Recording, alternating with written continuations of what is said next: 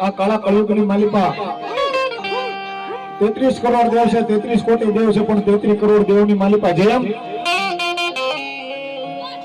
ગંજી પન્નાની માલિકા 52 પન્ના હોય, પણ 52 પન્નાની માલિકા હુકમનું પાનું એક કાળીનો એકો કહેવાય.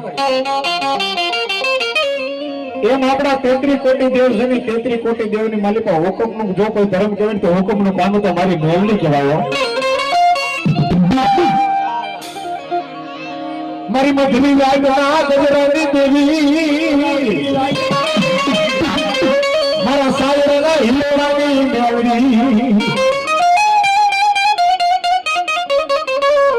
સાહેબ દુનિયાની માલિકા આ એક ધર્મ એવું છે મેલડી, આ મેલડી એક દેવ એવી છે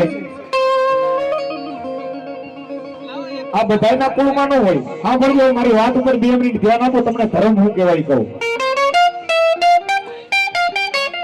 આ માતા મેલડી બધાના કુળમાં ન હોય અને કુળદેવી તો કોઈની નથી થઈ. આજ ગોખલાણાના પાદરમાં આવ્યો છું ને કહેતો જાઉં કે આ મેલડી આખી દુનિયામાં કોઈના કળમાં કુળદેવી તરીકે દેખાડો, ડાક વગાડવાનો ધંધો મૂકી દો. આખી સૃષ્ટિ માથે જો કોઈની કળની દેવ થઈ હોય ને તો હવારમાં જે દી ઉગે ને એ સૂર્ય નારાયણ ને એના બાપ કશ્યપ મુનિના ઘરે કળ ભાગલાની દેવ થઈને મારી મેલડી બેઠી છે. ભાઈ આખી દુનિયા કે ભૂમતાની મેલડી ઉગતાની મેલડી પણ ઉગતાના પોરની કળદેવી થઈને બેઠી છે.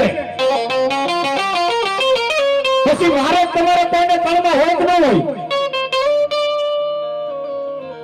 આપણા કુળમાં ગમે એ માતાજી પૂજાતી હોય એને આપણે જીવી ત્યાં લગી નર નિવેદ દંડ ડબો નાળિયેર બધું દઈ, પણ દુનિયામાં એક ધર્મ મેલડી એવું છે કે એને મરી ગયા પછી એનો વ્યવહાર દીધા વગર ન હાલે. ભાઈ મારી મેલડી કે મારો વ્યવહાર કેટલો કે માણા આ લોક મૂકીને પરલોકની માલિકા જાય, આ ખોડિયામાંથી જીવ્યો જાય પછી નન્નાની બંધાઈ જાય. નન્ને મહિના 4 છેડા 4 શ્રીફળ બંધાઈ કોના કે 4 શ્રીફળ લઈ અને એ નનામી લઈને શમશાનમાં જાવ એટલે ઝાપાના ખીલમાં બેઠેલી હું મેલડી છું. બાપ એ ઝાપાના ખીલમાં મને મેલડીનો મારા 4 નાળિયેરનો વ્યવહાર દીધા વગર કોઈથી જવાય નહીં.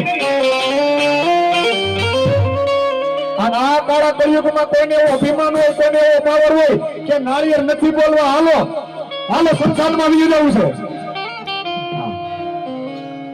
તેથી મારી મેલડી ઝાપાના ખીલમાંથી ઊભી થાય અને ત્યાં જાય સીધી નનાની પાસે શમશાનમાં જઈને ઊભી રહી જાય અને પછી મેલડી બોલે મારા દીકરા મારો વ્યવહાર બાકી હોય ને